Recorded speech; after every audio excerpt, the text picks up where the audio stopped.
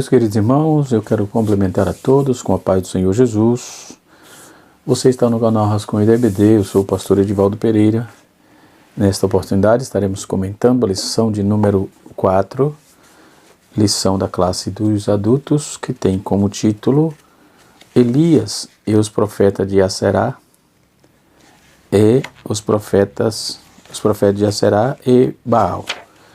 Nós, nessa lição, estaremos observando o quanto Deus preserva pelo seu povo e também o quanto Deus trabalha com fidelidade, não é?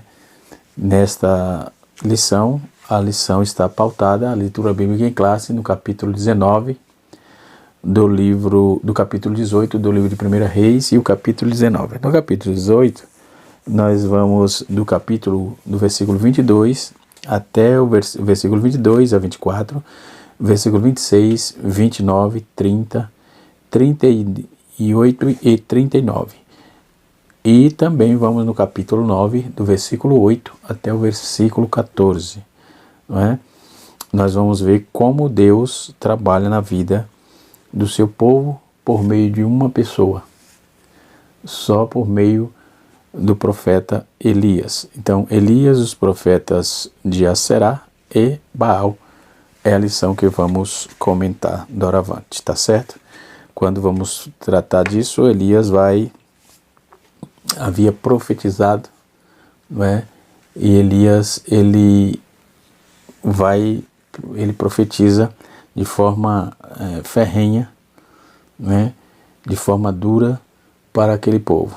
No versículo 18, capítulo 18, verso 22, está escrito assim: Então disse Elias ao povo: Só eu fiquei por profeta do Senhor, e os profetas de Baal são 450 homens.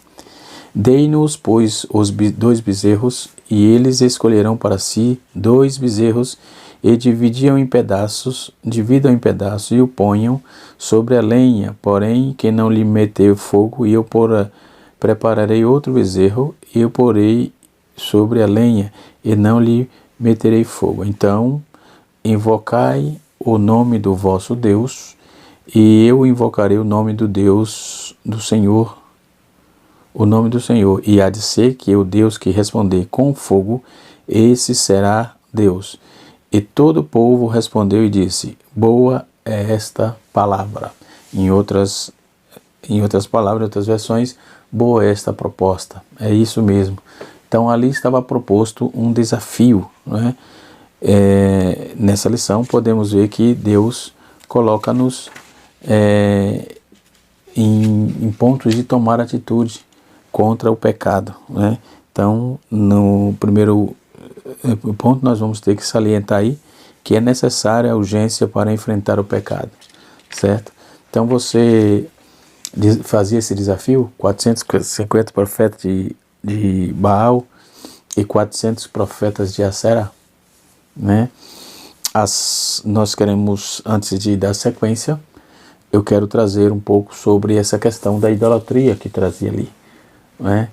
Tem vários materiais, várias obras que vai nos embasar, vai nos ajudar bastante no quesito desta revista, dessa lição, né? Além dos comentários, né, proposto. Por exemplo, eu pautei minha lição no comentário de Matthew Henry. Tem vários outros aqui das histórias de Israel, né? Vamos no versículo 26 da leitura que eu estava fazendo aqui da leitura bíblica em classe. Diz assim o versículo 26: E tomaram bezerro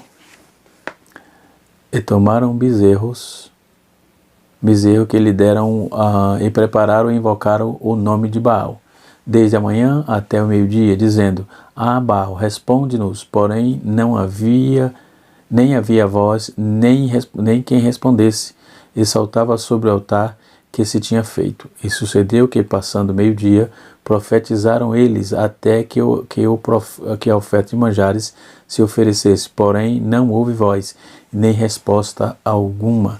Né? Então, versículo 30. Então Elias disse a todo o povo: Chegai-vos a mim. E todo o povo se chegou a ele. Preparou o altar do Senhor que estava quebrado. Então caiu o fogo do Senhor e consumiu o holocausto, e a lenha, e as pedras, e o pó, e ainda bebeu a água que estava no rego. Versículo 39 diz: E vendo todo o povo, caiu sobre o seu rosto e disse: Só o Senhor é Deus, só o Senhor é Deus. Então já estava mais do que claro que quem respondeu e quem estava ali trabalhando, operando, era o Deus de Israel. No capítulo 19, verso 8 diz assim: Levantou-se, pois, e comeu e bebeu com força daquela comida, caminhou 40 dias e 40 noites até Horebe, o monte de Deus. E ali entrou na caverna e passou ali a noite, e eis que o Senhor veio e disse: Que fazes aqui, Elias? Aqui já trata de um homem desanimado devido às afrontas que ali passou, ok? Quando vamos tratar esses profetas, Baal, né, nós podemos observar que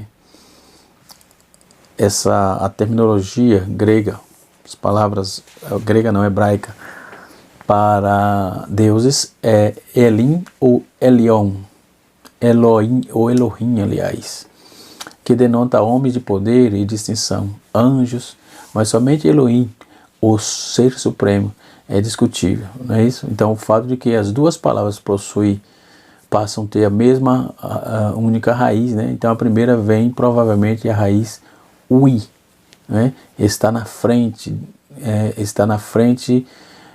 proceder, né? Então alguns acreditam que a segunda raiz pode vir da raiz I, que é IH, né? Sentir medo. Então a palavra grega denota a palavra grega para theoi, que é usada no Novo Testamento e na Septuaginta também, para traduzir et ou Elohim, que pode ser relacionado à raiz de suplicar, implorar. Então o significado do termo deve ser determinado pelo seu uso. Então trazendo essa informação só para a gente ter o embasamento. Então o conceito de deuses no Antigo Oriente Médio, no Antigo Oriente Próximo, ou seja, no AOP, como tem a sigla, né, variava de alguma forma em relação às ideias modernas de deuses como seres sobrenaturais, né? Então eram aí imortais. Isso também era verdade em relação aos conceitos das nações pagãs, né, com as quais Israel esteve em contato, por exemplo, com alguns deuses tais como Baal, Tamuz, então podia morrer e realmente morreram, né? Então para os hebreus, os deuses das nações ao seu redor eram aí simplesmente os poderes, né, dos quais seus vizinhos contemporâneos acreditavam. Então esses poderes eram os ativados das forças da natureza, o sol, a luz, a tempestade, a enchente, a doença e etc. Cada acontecimento tinha o seu ativador. Consequentemente, podia haver aí uma multidão de deuses, né, de acordo com as concepções pagãs e primitivas, como não existia o conceito de um cosmo organizado, então não existia a ideia de um ser supremo, solitário, né? Isso nas raízes semíticas, né, nos tempos antigos, né, muito remoto, né? Então esse ser supremo solitário também embora cada religião tivesse seu próprio chefe, né, ou os seus deuses, chamados deuses pai, né? Vamos ver algo aparente, alguns deuses que eram supostamente deus locais, ou deus local, né? Nós vamos ver isso em 1 Reis, capítulo 20, no verso 28, e 2 Reis, capítulo 17, verso 26 a seguir. E tinha aí um poder limitado, e outros deuses eram imaginados como geograficamente ilimitado. Então, de modo algum, de que alguns deuses aí proeminentes eram adorados além dos limites políticos, culturais, né? Esses deuses, a exemplo, nós vamos ver aí Astarote, Baal, Hadad, né? E assim outros, dentre outros, né? Eu já trouxe aqui na lição passada a questão dos deuses que Salomão trabalhou em um dos nossos áudios aí, que Salomão prestou culto, né? Causou problema a Quemons, Astarote e assim sucessivamente, não é? Então essa lição, nessa questão introdutória, nós vamos ver que Baal era o principal deus do panteão dos cananeus, né? Nós vamos, quando vamos trabalhar essa ideia deles, do panteão cananeu, nós vamos ver, indico para trabalhar essa proposta, esse livro de João Evangelista Martim Terra, da Edições Loyola. É um livro interessante. Aliás, é uma obra estupenda, não é? Uma obra maravilhosa para tratar, não é? E a Sera era uma mulher que é chamada, a tradição semítica dizia que era a mulher de Deus. Isso é um escárnio, não é? Mas a Será, a deusa de Israel, material também de suma importância, isso para quem gosta de estudar todo fatores históricos e dessa questão do panteão cananeu. Então Baal significa senhor, ou amo, possuidor, ou marido. Então essas palavras hebraicas ela passou a designar a deuses semitas, o deus dos semitas, o deus da tempestade, que era Haddad, mas também outras divindades locais era chamada aí de adoração de Baal, e foi aí um grande problema de Israel, que durante a parte do período do Antigo Testamento passou lidando com essas questões, com essa situação, não é? Quando vamos também observar o Roland Devaux, ele vai trabalhar sobre as instituições de Israel, mas esse Jorge Forret trabalha um pouco mais a questão do culto, né? Dos primeiros, como que foi organizado isso, né? A religião de Israel, de Jorge Forret, material também de muita importância. Então, como nosso tempo não é tão hábil assim, tão vasto, aliás, né? Tão vasto, então para o vídeo não ficar grande, vamos nos embasar só na nossa lição. Então, quando vamos falar profeta de Aserá, ou Asherá, né? Que diziam-se que era o Deus de Israel dentro do panteão cananeu, né? Então em Canaã, o Baal era o Deus de Canaã. Como é que vamos lidar isso na Bíblia? Em Canaã, cada cidade tinha a sua divindade local, né? Por isso, diferentes deuses são chamados de Baal no Antigo Testamento. Então, inclusive, alguns textos bíblicos vai apontar aí o uso de plural chamado Baalins, não é? Nós também trabalhamos no vídeo passado sobre isso, não é? Para se referir a muitas divindades pagãs dos povos vizinhos de Israel. Então, a maioria das referências bíblicas que fala sobre Baal se refere a Haddad. Haddad era uma divindade semita, cultuada pelos amorreus, né? Como sendo aí o suposto deus da tempestade. E ele é chamado também de Baal, né? Desde pelo menos o 3º milênio antes de Cristo. Então, no geral, as lendas sobre Baal colocam-se aí como dominador das águas primitivas, né? Parece que Haddad foi incorporado ao panteão cananeu, tornando-se a sua principal divindade para os povos cananeus, né? Então Baal era o deus da fertilidade, responsável pela chuva, que semeava a vida na terra e resultava em colheita. Então o culto a Baal se tornou-se muito comum no antigo Oriente Próximo, no OAP, né? Por isso Baal é mencionado nas fontes fenícias, babilônicas, aramaicas e até egípcias, né? Então em algumas fontes ugaríticas também Baal é citado como filho do deus El, né? Então nós vamos ver que em outras ocorrências de Baal aparece como filho de Dagon, o deus cultuado pelos filisteus. Também aparece como título Baal é empregado diferentemente, ou seja, é empregado às diferentes divindades locais, e às vezes é difícil aí de saber se em todas essas ocorrências o mesmo Deus está no mesmo foco, que é Baal, né? Então Baal aparece aí muitas vezes associado também à deusa Asherá, ou Asera, como está na nossa revista, não é? E esse texto está pautado aqui que Elias fez um desafio: quem respondesse com fogo para que queimasse aquele holocausto, aquele era o Deus de verdade, não é? Logo não precisa muito além, porque a Bíblia diz que Deus respondeu a Elias. Depois, primeiro foram os profetas de Baal e os profetas de Acera para clamar, né? E logo após, depois do meio-dia, foi Elias que clamou e Deus respondeu, queimando todo o holocausto e assim sucessivamente. Então, a idolatria entre Baal e os israelitas, como é que isso era, como é que ele se lidava com isso?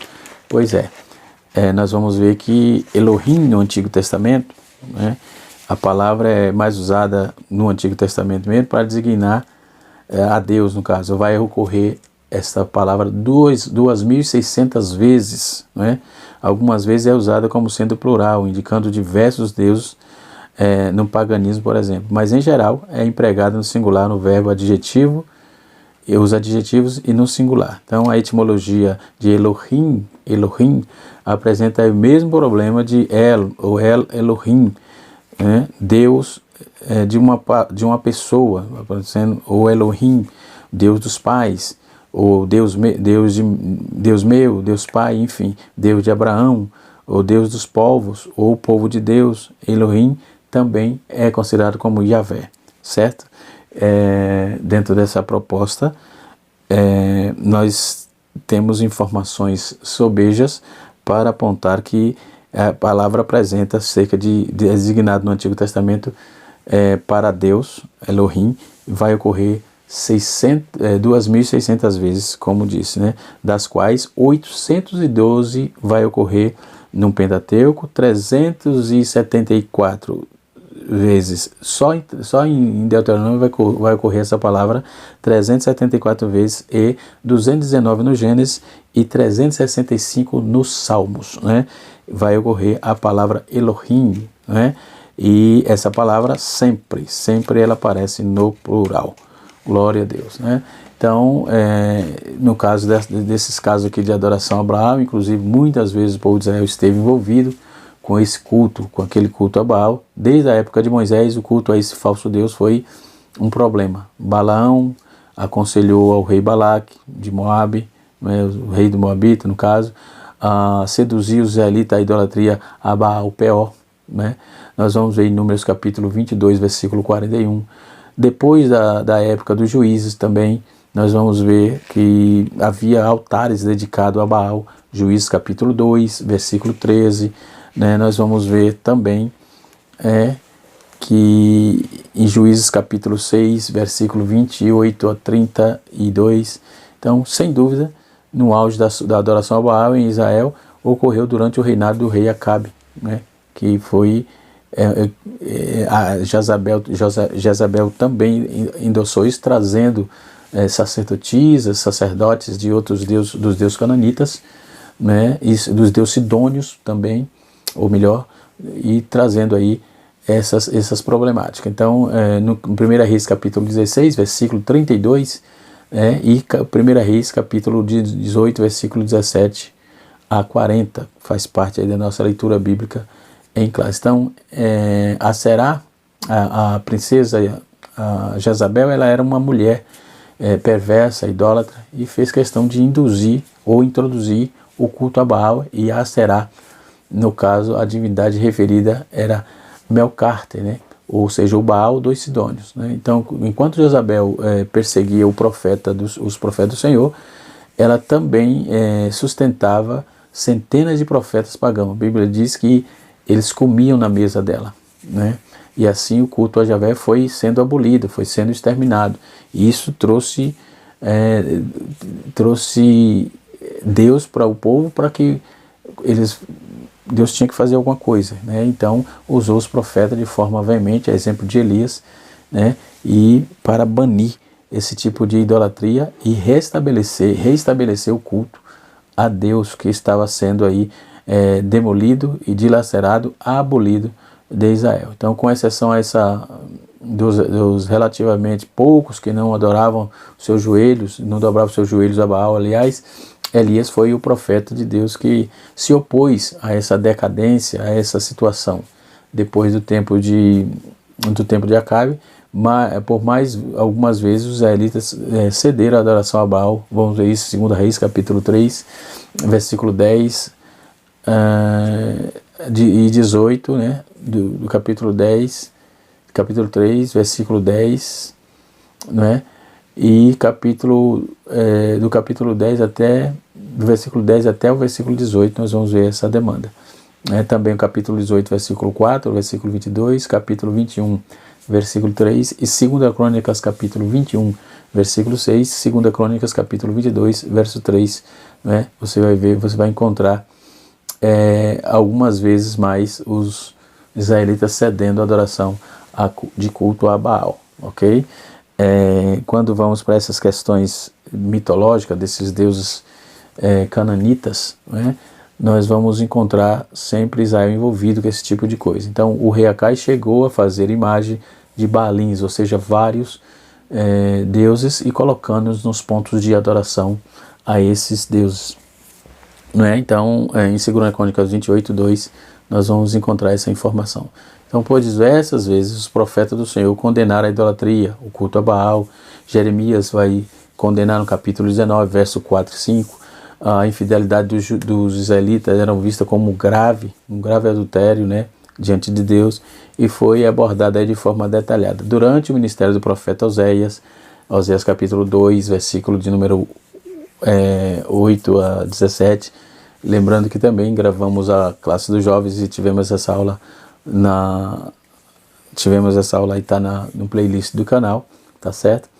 Onde trouxemos informações sobre Oséias e as suas profecias com respeito ao combate a essas idolatrias, né? E alguns reis aí procuravam abolir a adoração a Baal em Israel. Por exemplo, o rei Josias, né, que fez uma reforma, foi no capítulo 2 de 2 Reis, versículo 23. Capítulo 2 Reis, aliás, capítulo 23, verso 4. Então, quando surgiu essa questão de adoração a Baal, né, como lidar com esse tipo de coisa? Na nossa lição aqui, a lição é dividida em 3 tópicos. O primeiro tópico é o desafio no Monte Carmelo. O segundo tópico é a oração de Elias. E o terceiro e último tópico Elias e o Monte Horebe, né? Então, o zelo de Elias se opôs diante do confronto, né?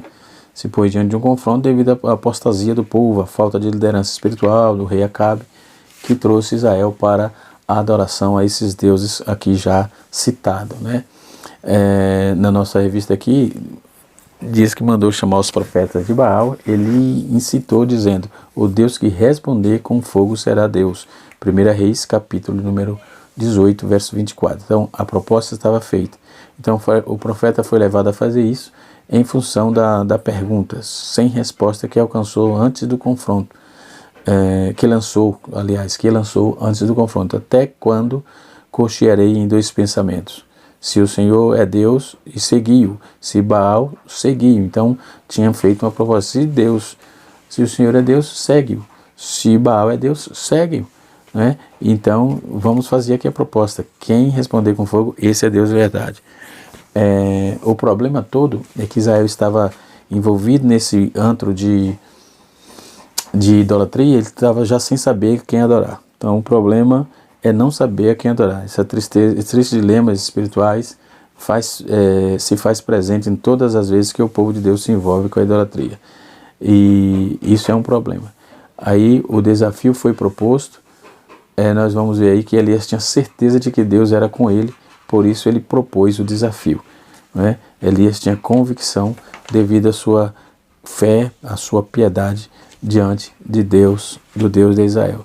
Elias, para fazer isso, ele censurou a idolatria ali, a mistura da adoração do culto a Deus com a Baal. Não apenas em alguns israelitas adoravam, mas enquanto outros adoravam a Baal, alguns poucos israelitas procuravam adorar a Deus. Então, a ideia de Deus não era essa, né? O intento de Deus não era esse. Então, nós vamos ver que ele chama isso, faz a proposta, então, sobre por que vocês estão cocheando de 2 pensamentos, né? Eles adoravam a Deus para agradar os profetas, mas adoravam a Baal para agradar a Jezabel, né? E bajular a corte. E bajulador é um problema. Carregador de pasta é bucha, não é? Não ajuda nem de quem ele está com lado, nem todos que andam com esse tipo de mania está ali querendo tirar proveito. Não dá o resultado, não dá fruto, pelo contrário, só causa contenda, né? Nunca vi bajulador dar retorno a ninguém. Pelo contrário, é prejuízo para ele e é prejuízo para quem ele está bajulando. Foge de bajulador, que se não é Deus, não chuta que é macumba, né?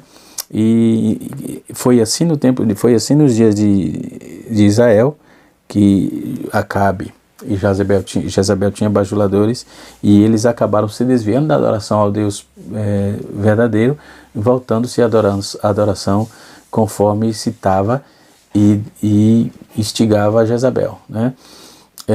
A adoração Baal era completamente imoral. Nos cultos rituais dedicados a esse falso Deus havia orgia, prostituição e muitos atos lascivos existia ali. No capítulo 25 de Números, versículo 1 e 3, né? 1 Reis capítulo 14, versículo número 24, 2 Reis capítulo número 23, versículo 7, entendeu? E até mesmo aí as imagens de Baal eram acariciadas e beijadas, enfim. No capítulo 19, versículo 18, né? Versículo 18 vai informar que eles tinham esse tipo de anomalia. Oséias já falava também, trazia essa advertência, Oséias capítulo 13, verso 2, né? Ele já trazia. Então essas imagens normalmente tinham aí a aparência de touro e bezerro, né? Então no episódio que Elias desafiou os profetas de Baal, vamos perceber alguns elementos de adoração a esse falso Deus, ou seja, seus devotos entraram num tipo de estado de transe, acompanhado aí de muitas histeria, tentando agradá-lo e mutilando seus próprios corpos, conforme está escrito no capítulo 18, verso 28, da leitura bíblica em classe, de 1 Reis, verso 28, não é? Nós vamos ver que eles entraram em transe e ficaram se mutilando para tentar chamar atenção. Então, chamar atenção a Baal, de Baal, né? Então, o Baal também exigia oferendas, até sacrifícios humanos, né? Através do profeta Jeremias, Deus denunciou e condenou o sacrifício infantil a Baal. Os próprios pais entregavam seus filhos em holocausto. Veja que coisa bizarra, que coisa deprimente, né? Entregar os seus filhos ao holocausto para serem queimados no culto a Baal, entendeu? Então, os três principais variações desse nome, nós vamos trazer aqui uma aplicação sobre isso. É aplicada a mesma divindade, as outras divindades também locais era aplicado a isso. Por exemplo, vamos ver, Baal Perit, que significa o Senhor da Aliança, era cultuado pelos amorreus, e cujo santuário ficava em Siquém. Juízes capítulo 9, verso 1 a 6. Baal Peor significa o Senhor do Monte, ou Peor, era cultuado pelos Moabitas, né? E também pelos Midianitas. Vamos ver isso em Números capítulo 25, versículo de número 1 a 5, e Deuteronômio capítulo de número 4, versículo 3, né? Salmos capítulo 106, verso 28, e Oséias capítulo 9, versículo de número 10. Nós vamos ver também o Baal Zebub, que significa o Senhor das Moscas, e alguns intérpretes acreditavam que a designação ocorre aí desse falso Deus era Baal, ou Baal Zebub, que significa Senhor ou Príncipe. Então, Zebub talvez tenha sido aí uma designação de zombaria, era cultuado em Ecrom, uma cidade dos filisteus, conforme está registrado em 2 Reis, capítulo número 1, versículo 2, versículo 6 e versículo 16. Né? Então, é preciso tomar cuidado com isso, para não desviar a sua adoração a Deus. Então, no quesito de Asherá, era uma deusa cananita, né? Como já disse, não, nesse mesmo termo, nem sempre se distingue dos instrumentos usados para adoração. As referências da coluna de Asherá, por exemplo, indicam alguns destacáveis objetos de madeira usados no culto àquela deusa, né? Ou seja, que eles diziam que era a deusa de Israel, né? E nós vamos ver aí que, ao que parece, era colunas, essas colunas levantadas ao lado dos altares, e tais peças foram derrubadas, e a madeira usada para a lenha para queimar os seus próprios sacrifícios, conforme está escrito em Êxodo capítulo 34, verso 13, Deuteronômio capítulo 7, verso 5 e Juízes capítulo 6, versículo 25.